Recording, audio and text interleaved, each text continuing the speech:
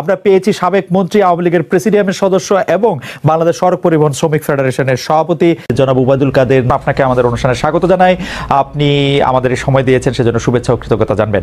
আমাদের সাথে আরো থাকছেন ডক্টর মোহাম্মদ ইউনুস। ডক্টর মোহাম্মদ ইউনুস, আপনাকে আমাদের অনুষ্ঠানে স্বাগত জানাই। আমাদের সময় দিয়েছেন, সেজন্য শুভেচ্ছা ও কৃতজ্ঞতা জানবেন। জনাব উবায়দুল কাদের, আমরা একটু আপনার কাছ থেকে এটিও জানতে চাইবো, আওয়ামী লীগের হাজারো নেতাকর্মী পালিয়ে গেছেন ভারতে, ঢাকার বদলে যেন কলকাতায় তারা সভা করছেন, মত বিনিময় করছেন, উদ্যানে আড্ডা দিচ্ছেন, ঘরের মাঠে বাদাম চিবুচ্ছেন। যে শেখ হাসিনার পার্লামেন্ট নাকি এখন কলকাতায়, শেখ হাসিনার ক্যাবিনেট সদস্যরা কি সত্যি এখন দিল্লিতে? জনাব উবায়দুল কাদের, এই বিষয়টি আপনার কাছ থেকে একটু জানতে চাইবো আমরা।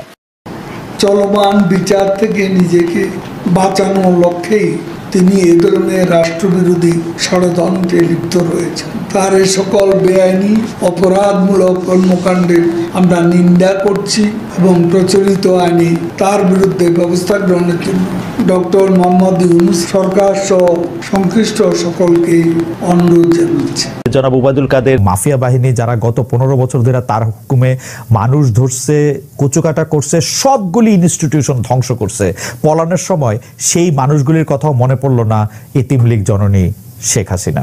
আজকে ইউনুস কত নির্লজ্জ, তিনি ভারতকে অনুরোধ করেন শেখ হাসিনাকে থামাতে। শেখ হাসিনা আক্রান্ত, আক্রমণকারী নয়, তাকে থামাবে। আক্রমণকারীদের থামান, যাদের সঙ্গে আপনি আছেন, বিবৃতি দিয়ে দেশের অভ্যন্তরীণ বিষয়ে হস্তক্ষেপের জন্য বিদেশিদের প্রতি আহ্বান জানান ডক্টর। এই ইউনুস আমাদের জাতীয় স্মৃতিসৌধে যায়নি, এই ইউনুস আমাদের শহীদ মিনারে যায় না, এই ইউনুস করোনা জাতীয় কোনো দুর্যোগে এই দেশের মানুষের পাশে। ডক্টর ইউনুস আমাকে যখন মন্তব্য করতে বলেছে তার সম্পর্কে, আমি বলেছি তিনি আমাদের সুখে নেই, দুঃখে নেই, কষ্টে নেই, দুর্যোগে নেই, আমাদের দুর্দশায় নেই। আমরা কেন তাকে নিয়ে অত তাকে নিয়ে আমাদের বাবার কোনো প্রয়োজন নেই। তিনি এবার সাক্ষাৎকারে নতুন নির্বাচন দাবি করেছে। চিনতে পেরেছেন, কোটা আন্দোলন, অগ্নিসন্ত্রাস, সাম্প্রতিক সহিংসতার সাথে এই বিবৃতির সংযোগ আছে কিনা তা ভেবে দেখা দরকার। ডক্টর ইউনুস এদেশীয় সংস্কৃতি লালন করেন। আজকে ডক্টর ইউনুস শ্রমিকদের অর্থ আত্মসাৎ করেন, তিনিও আজকে মাঠে নেমেছেন।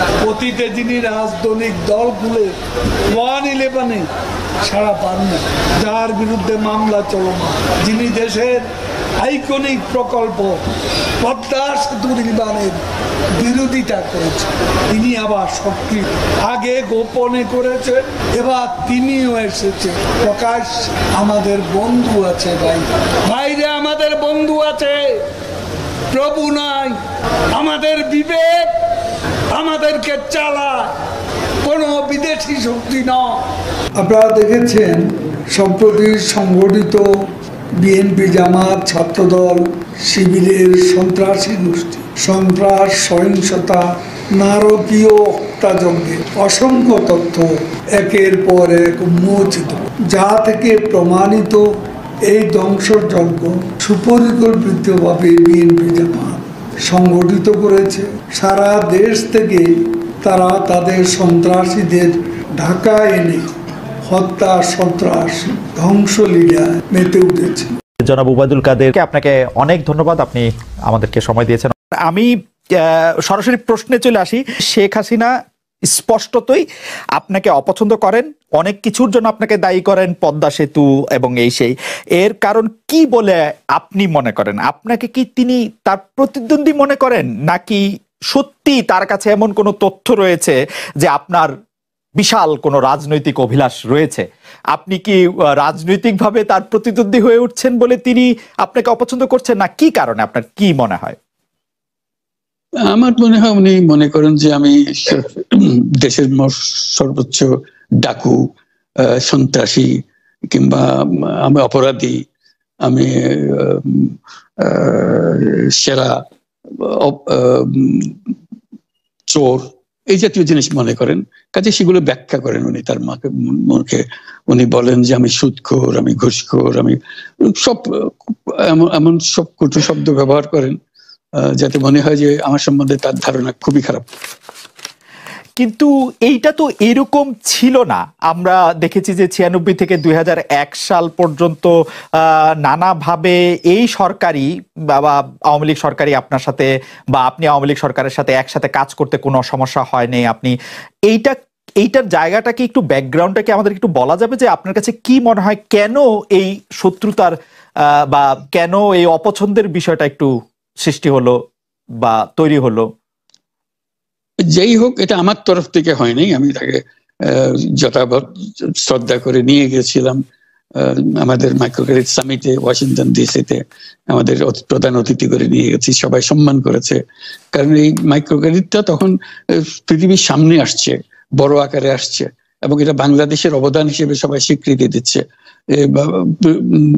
ওয়াশিংটনে দুনিয়ার সেরা যারা সবাই উপস্থিত ছিলেন, তার মধ্যে আমরা ওনাকে নিয়ে গেছিলাম এই জন্য যে বাংলাদেশের পক্ষ থেকে এই গৌরবটা যেন তিনি আমাদের পক্ষ হয়ে গ্রহণ করেন। উনিও রাজি হয়েছেন, উনিও গেছেন, করেছেন। কাজে এটা স্বাভাবিকভাবে এই সম্পর্ক থেকে যাওয়ার কথা ছিল, কিন্তু কি কারণে এটা ঘাটতি হতে আরম্ভ করলো বুঝতে পারলাম না। কিছুদিন পর থেকেই ওনার আচরণ এবং তার শব্দ পরিবর্তন হতে আরম্ভ করলো। এমন পরিবর্তন হলো এখন আমাকে চোট বদমাইশ ছাড়া আর কোনো বিষয়ে উনি মনে করেন বলে মনে হয় না আমার কাছে। আসলে এটা নিয়ে কথা বলাটা একটু বিব্রতকরই, কিন্তু কেউ কেউ এটা বলে থাকেন যে বিশেষ করে যে 2007 সালে যে 111 সরকার আমরা যাকে বলি, তাদের যে বিরাজনীতিকরণের একটি চেষ্টা, সেই চেষ্টার মধ্যে আপনার অংশগ্রহণ আছে কিনা। যদিও বারবার বলা হয় যে আপনি আসলে সেই ক্ষমতাটা দখল করতে চেয়েছিলেন, অথচ আমরা উল্টা শুনেছি, আপনার মুখেও শুনেছি, যারা ওই সময় কুশলভ ছিলেন তাদের মুখেও শুনেছি যে আপনাকে আসলে অফার করা হলো, আপনি সেটি ফিরিয়ে দিয়েছিলেন। কিন্তু কেউ কেউ আবার বলে থাকেন আপনি একটা লম্বা সময়ের জন্য চেয়েছিলেন। এইটি কি একটা কোনো কারণ হতে পারে? এই ব্যাপারটিকে আমাদের দর্শকদের জন্য মানে বা ইয়েদের জন্য একটু আপনি পরিষ্কার করবেন যে আপনি আসলে রাষ্ট্রের সর্বোচ্চ ক্ষমতায় বা রাজনীতির জায়গায়, দেশ পরিচালনায়, সেগুলিতে আপনি আসলে আসতে চেয়েছিলেন কিনা, চান কিনা, বা ওই জায়গা থেকে? যদি চাইতাম খালেদ, যদি চাইতাম, তখন যখন মিলিটারি আমার বাসায় এসে বসে রইল সারা রাত আমাকে রাজি করানোর জন্য, আমি তো লুফে নিতাম। রাজি করানোর জন্য বসে থাকতে হবে কেন? আমি যদি ক্ষমতাই চাইতাম বলে আর চলেন চলেন, কি করতে, কি কোন জামাটা পড়তে হবে দেখিয়ে দেন, এখনই যাচ্ছি। আমি তো সেটা করিনি। তাদের সঙ্গে তর্ক করেছি, সারা রাত ধরে তর্ক করেছে যে না ভাই আমাকে দিয়েন না, আমি এই কাজের উপযুক্ত না, আপনারা অন্য লক্ষ্য যান। তারা আমার উপরে মন ঠিক করে ফেলেছে আমাকে নিতে হবে। আমি বারে বারে বলতেছি তাদেরকে, তারা নিরাশ হয়ে ফিরে গেল, বললো যে সকালবেলায় আবার আসবো, সকালবেলায় আসলে তখন আপনি আমাদেরকে বলেন যে রাজি আছেন। আমি বললাম না, সকালবেলা আসলে একই কথা পাবেন, কারণ আমি তো এটা এমন কিছু না যে মনের মধ্যে সন্দেহ রেখে, দ্বন্দ্ব রেখে আপনাদেরকে বলছি, অত্যন্ত পরিষ্কার ভাবে আপনাদের কাছে বলছি। ঠিক আছে, তা না হলে তো আমি সঙ্গে সঙ্গেই রাজি হয়ে যেতাম। কে ছাড়ে যাও আপনাকে?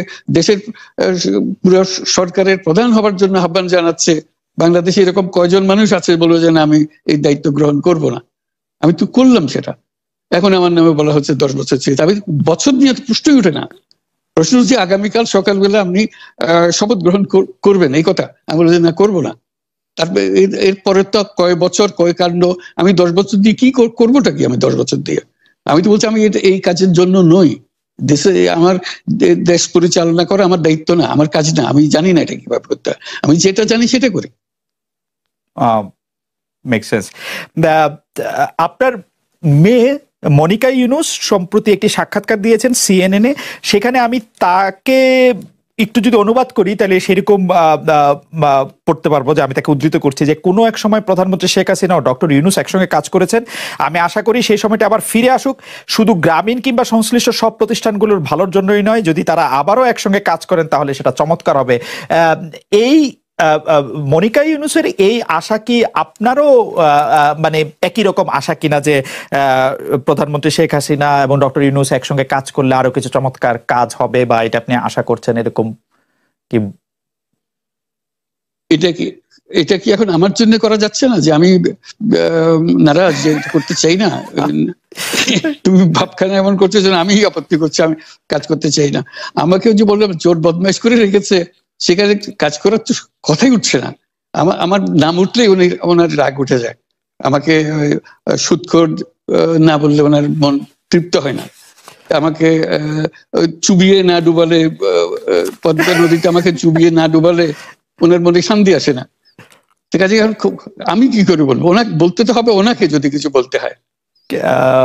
পদ্মা নদীর কথাটা যখন উঠলই, পদ্মা ব্রিজ সম্পর্কে যে কথাটা সরকারের উচ্চ মহল থেকে এটা বলা হয় যে আপনি আপনার ক্ষমতা ব্যবহার করে বা আপনার পরিচিতি ব্যবহার করে বা আপনার যে একটা সাংঘাতিক রকমের গ্রহণযোগ্যতা সারা দুনিয়াতে আছে, যেটি আসলে ওয়ার্ল্ড ব্যাংক সহ অন্য জায়গায় আছে, সেটি দিয়ে আসলে আপনি পদ্মা সেতুটা বাংলাদেশ যাতে ঋণ না পায় সেটির জন্য আপনি চেষ্টা করেছেন।